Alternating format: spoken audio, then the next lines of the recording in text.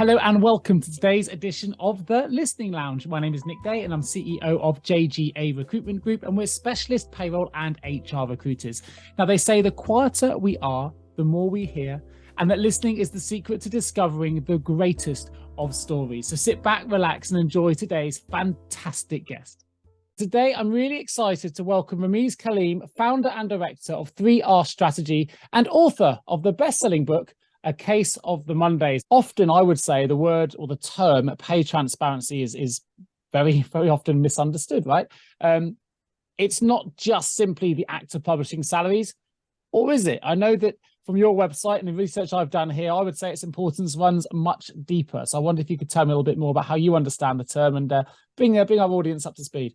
Yeah, so I think it is a misunderstood term or a simplified term, because publishing salaries is around pay disclosure, and pay transparency is a much broader term. And I think when we discuss pay transparency in these binary terms of publishing salaries or not saying anything, it really devalues the wide-ranging benefits that we get from pay transparency. So it's like anything. Transparency is around giving people context, and when it comes to pay transparency, the most important thing is giving people context around how and why we make pay decisions. So it's, what is our pay philosophy? What is the purpose of pay? Why should pay progress in our organization? Are we looking to benchmark against the external market? What is our external market? Are we market median payers? Are we leading the market?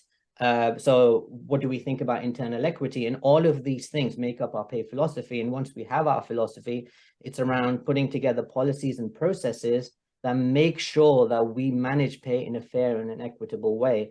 And all of this is built in the context around pay transparency. And I think once you get the context right and you have the definitions and the evidence, only then you can be in a position where you think, okay, I do want to publish salaries. But when you speak to people, most people are not that interested with what everyone else gets paid. What they are interested in is making sure that they're being treated fairly.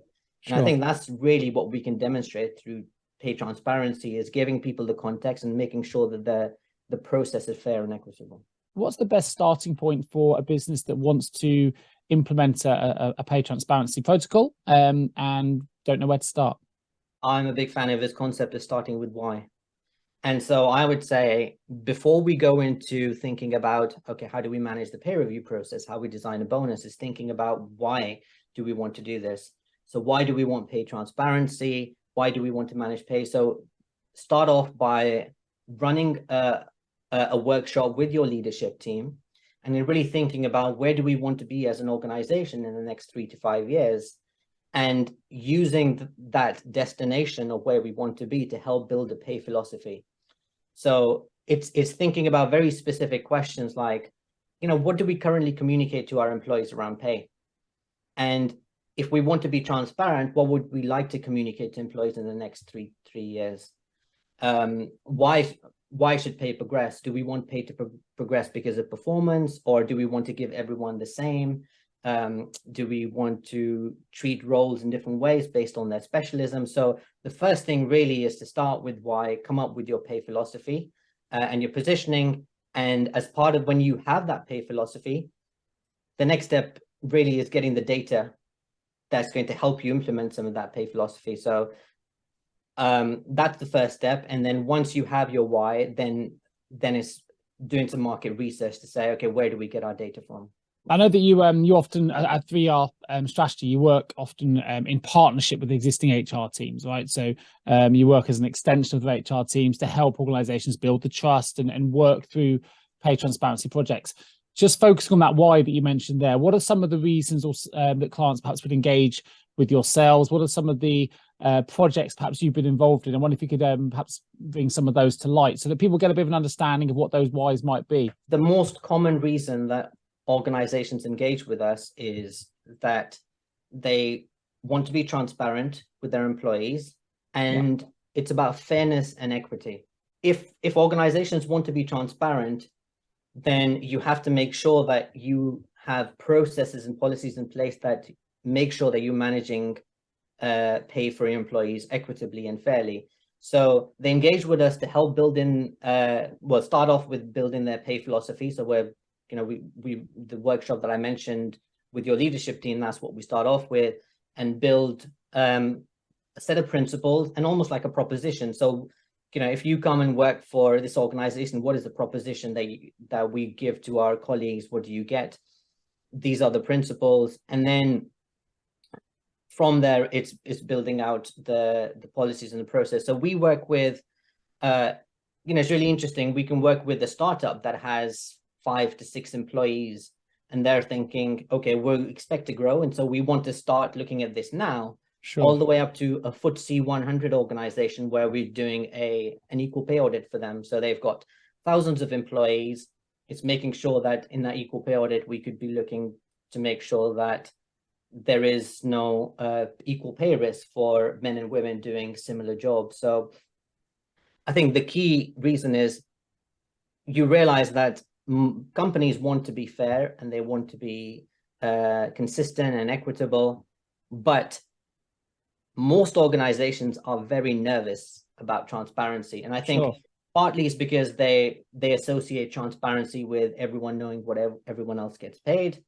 So we often work with them saying, okay, let's take a step back, think about sharing the context with employees first.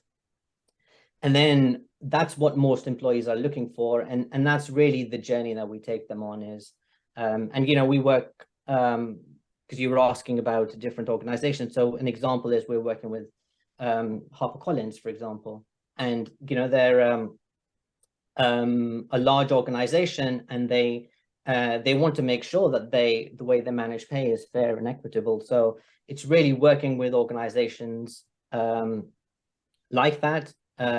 And we work with several charities as well. And I think, when you work with charities, they can't always pay the salaries that people might be getting in other sectors. Sure. But for them, it's critical that they're treating people fairly. I guess certainly for the large organizations could be a really precise way of identifying pay discrimination in the workplace by doing an equal pay audit. I guess that gives a complete picture of equal pay status.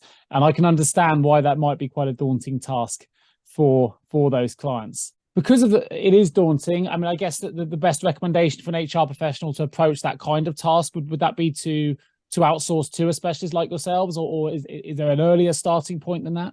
There are two things. One is the gender pay gap reporting, which is compulsory for organizations with over 250 employees.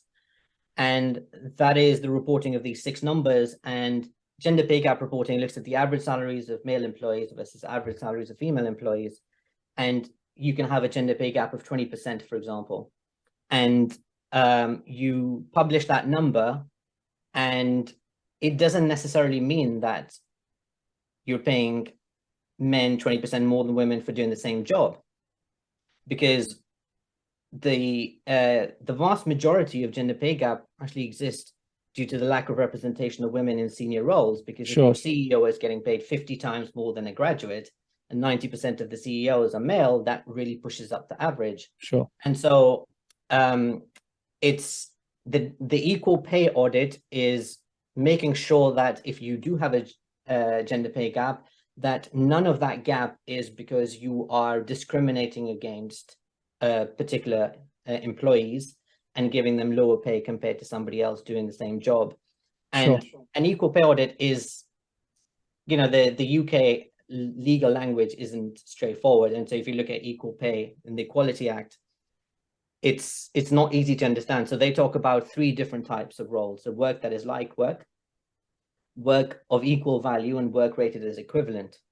And so that analysis you have to do for different types of roles based on whether they might have the same job title or similar responsibilities, or they're evaluated the same through a job evaluation process. So it's quite a complicated piece of analysis. And I think it's not compulsory to do an equal pay audit, but if you're going to publish a gender pay gap of 20%, again, context is important. So it's important to publish the context around it to say, actually, we have no equal pay risk, but this is why the gender pay gap exists, and we're doing something about it. Yeah, you've articulated that very well. And that's certainly crystallized in my mind as to why it could be important. And actually, you made a really good point as to why some of those it may be far reaching, but as you say, that it highlights other problems. We need to get more females into senior leadership positions, as you mentioned, which will obviously help to offset that a little bit as we go forward. Thank you for joining me on today's episode of The Listening Lounge. My name is Nick Day, and remember, every great conversation starts with great listening. Till next time.